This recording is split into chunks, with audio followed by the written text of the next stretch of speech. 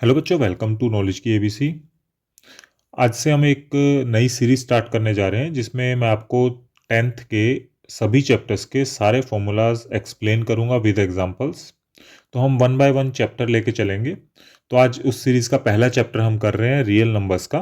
तो real number में सारी डेफिनेशन और सारे कॉन्सेप्ट हम पढ़ेंगे। तो सबसे पहला हमारा जो कॉन्सेप्ट है that is division algorithm. Division algorithm क्या होता है? ये सिर्फ एक आपका, जैसे आप डिवाइड करते हो किसी नंबर को, जैसे हम डिवाइड कर रहे हैं 15 और 7 को, तो इसमें ये हमारा होता है डिवाइजर, ये डिविडेंड, जो ये आएगा दैट इज कोशेंट, और जो बचता है नीचे रिमाइंडर।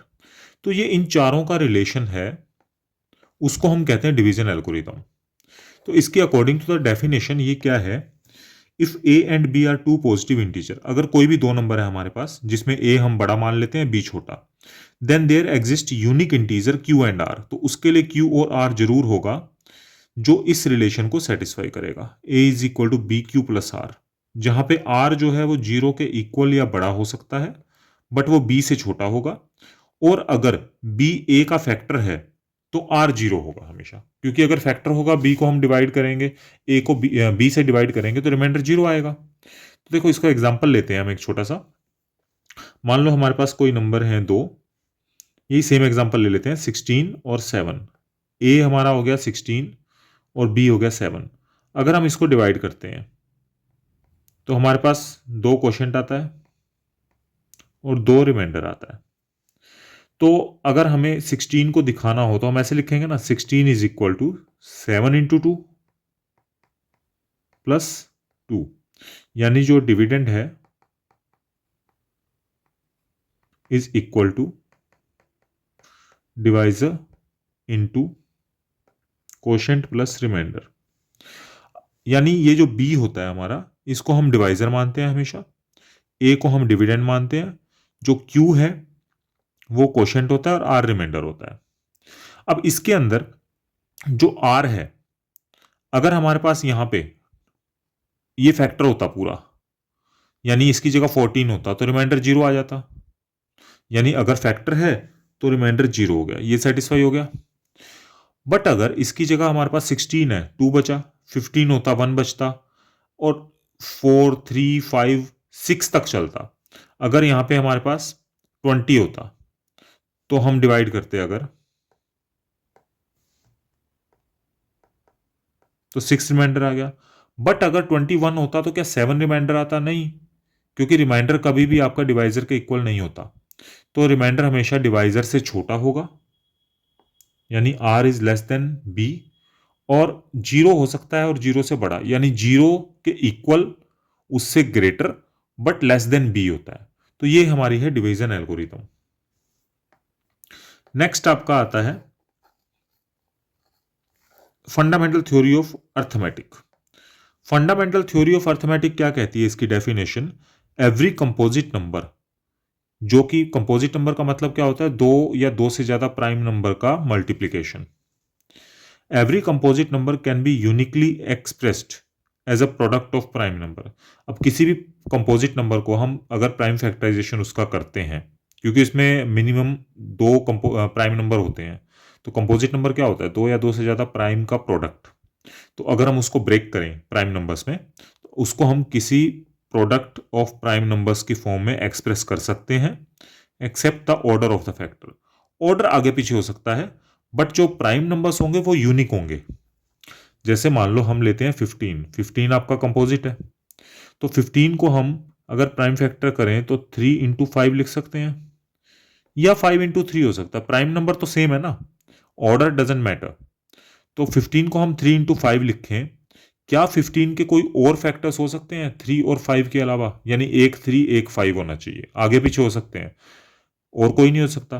तो इसका मतलब it can be written as product of prime numbers which is unique, जो कि यूनिक होगा, तो इसके अलावा उसके कोई फैक्टर्स नहीं हो सकते।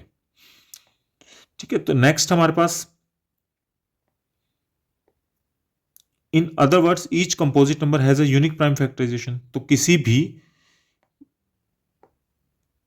कंपोजिट नंबर के यूनिक प्राइम फैक्टराइजेशन होते हैं। जैसे एग्जांपल हमने एक और देखा यहाँ पे 84 है।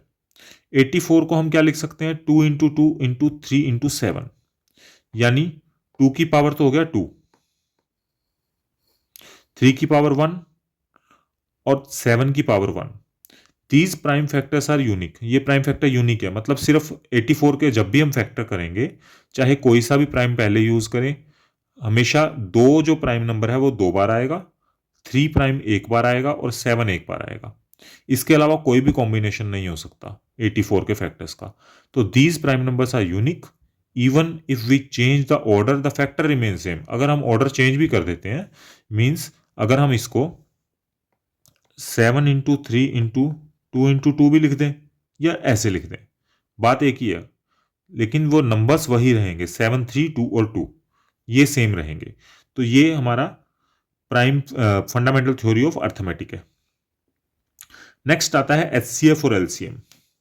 एचसीएफ क्या होता है? एचसीएफ का मतलब होता है हाईएस्ट कॉमन फैक्टर, यानी कोई भी 2 या 3 नंबर जिनके अगर हम फैक्टर्स करते हैं तो जो सबसे बड़ा फैक्टर होता है जो तीनों में हो कॉमन, उसको हम कहते हैं एचसीएफ।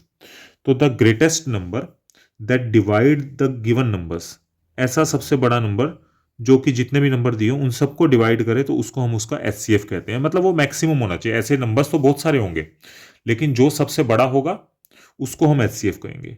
और जो सबसे छोटा number, the smallest number that is multiple of the given numbers, यहाँ पे क्या था? एचसीएफ फैक्टर्स था, यहाँ पे एलसीएम में मल्टीपल होता है, क्योंकि मल्टीपल तो इनफाइनाइट तक बड़ा हो सकता है, तो इसलिए हम स्मॉलेस्ट लेते हैं कि स्मॉलेस्ट नंबर, इसकी फॉर्म भी, फुल फॉर्म क्या होती है एलसीएम की? लीस्ट कॉमन मल्टीपल, यानी लीस्ट मतलब सबसे छोटा, common multiple. Smallest number that is multiple of the given numbers is called the LCM, उसको एलसीएम कहते हैं। एग्जाम्पल देखो, एचसीएफ का एग्जाम्पल अगर हम लें तो हमारे पास एक नंबर है 48 और एक है 36। अब इसके जो फैक्टर्स होंगे, देखो 48 के फैक्टर्स हम क्या क्या ले सकते हैं? 48 1 से डिविजिबल है, 2 इसका फैक्टर है, 3, 4, 6, 8 और हमारा होगा 12 एंड 16 और 24 एंड 48, ये सारे इसके फैक्टर्स हैं। और अगर 36 का देखें हम तो 1, 2, 3, 4, 6, 8 नहीं आता, 9 आ जाएगा इसमें और 12 आ गया एंड 18 आ गया। अब इनके अंदर देखो सबसे एचसीएफ हाईएस्ट कॉमन फैक्टर, सबसे कॉमन और सबसे बड़ा फैक्टर क्या है? 12। 12 दोनों में कॉमन है और सबसे बड़ा कॉमन फैक्टर है। वैसे तो कॉमन ये भी है, 1 है, 2 है, 3, 4, 6 और 12, ये सारे कॉमन है, but 12 is the highest common factor, सबसे बड़ा, तो वो एचसीएफ हो जाएगा। और अगर हम एलसीएम की बात करें तो एलसीएम में हम क्या लेते हैं? मल्टीपल्स लेते हैं, उसकी टेबल। मान लो हम ले लेते हैं 12 और 18 की बात करें, इसका एलसीएम निकालना है हमें, तो 12 का जो अगर हम मल्टीपल लिखें यानी टेबल, 12, 24, 36, 48 और 18 का लिखें तो 18, 36, 54, 72, तो इसमें सबसे छोटा कॉमन देखो मल्टीपल कौन सा है? 36 कॉमन आ रहा है, पहला मल्टीपल कॉमन ये है जो कि सबसे छोटा कॉमन मल्टीपल है, तो 36 विल बी द एलसीएम। और इसके डिफरेंट मेथड्स भी होते हैं, प्राइम फैक्टराइजेशन से आप कर सकते हो, और प्राइम फैक्टराइजेशन भी 2-3 तरह से होती है इसके अंदर। ओके, तो नेक्स्ट हमारे पास आता है इनका रिलेशन क्या होता है, एचसीएफ और एलसीएम में क्या रिलेशन है, और जो दो नंबर्स के वो एचसीएफ और एलसीएम है उनमें, अगर हमारे पास दो नंबर ए और बी हैं तो उनका हम एचसीएफ और एलसीएम दोनों निकाल लें, तो एचसीएफ और एलसीएम का जो प्रोडक्ट होगा वो नंबर्स के प्रोडक्ट के बराबर होता है, यानी HCF into LCM is equal to a into b. और अगर नंबर 3 हो जाए, मान लो 3 नंबर है पी क्यू आर, उनका हमने एचसीएफ और एलसीएम अगर निकालना है, उनकी रिलेशन क्या होती है? जो एलसीएम होता है तीनों का, वो तीनों के product into HCF of P q are divided by HCF of तीनों जो पेयर बनेंगे, पी क्यू बनेगा, क्यू आर बनेगा और पी आर, उनके प्रोडक्ट के बराबर होगा। यानी LCM is equal to product of all 3 numbers into HCF of all 3 numbers divided by product of HCF of each pair, 3 pair बनेंगे उनके HCF से डिवाइड करना है। और दूसरा रिलेशन जो है वो क्या है, HCF ऑफ ऑल 3 नंबर्स, जो तीनों का HCF होगा वो किसके इक्वल होगा, तीनों का product into LCM of PQR, तीनों का LCM डिवाइडेड बाय तीनों पेयर्स का LCM से डिवाइड कर देना आपको। तो ये HCF और LCM जब 3 नंबर्स का होता है तो उसकी रिलेशन होती है। ओके, नेक्स्ट टॉपिक हमारा है जब किसी फ्रैक्शन नंबर का HCF और LCM लेते हैं तो वो कैसे लेते हैं हम फ्रैक्शन का। लाइक सपोज एग्जांपल लेते हैं हम 1/2 और 3/4 का हमें निकालना है, 1/2 और 3/4 का हमें HCF निकालना है, या LCM ले लेते हैं पहले। इसका जो LCM होगा अकॉर्डिंग टू द उसका फॉर्मूला क्या होता है, जिन फ्रैक्शंस का हमें LCM निकालना है उसके न्यूमरेटर का तो वही LCM ले लो और डिनोमिनेटर्स का दूसरा HCF ले लो। यानी अब जैसे इसका निकालना है हमें, न्यूमरेटर क्या है 1 और 3 और डिनोमिनेटर क्या है 2 और 4। तो हमें इसको अगर सोल्व करना है तो हम क्या करेंगे, LCM निकाल रहे हैं तो LCM ऑफ 1 and 3 और डिनोमिनेटर का HCF, जो चीज़ नहीं चाहिए हमें वो डिनोमिनेटर का कर दो। अब 1 और 3 का LCM क्या हो जाएगा, लीस्ट कॉमन मल्टीपल 3 होगा इसका, और 2 और 4 का HCF 2 हो गया। तो 3/2 will be the LCM of 1/2 and 3/4। और इसी का अगर HCF निकालना है तो न्यूमरेटर का तो वही निकालेंगे जो चाहिए, न्यूमरेटर का HCF, तो हम इसमें लिखेंगे HCF of 1 and 3 divided by denominators का HCF LCM कर देंगे। तो 1 और 3 का HCF आ गया 1 और LCM आ गया 2 और 4 का 4, तो ये हो गया। तो ये हमारा LCM आ गया एंड दैट इज HCF। अब रिलेशन सेटिस्फाई देखो कैसे होगी, LCM into HCF is equal to product of the numbers. क्या सेटिस्फाई कर रहा है, देखो इसका प्रोडक्ट आ गया 3/8, इसका भी 3/8, तो इक्वल है मतलब सेटिस्फाई कर रहा है।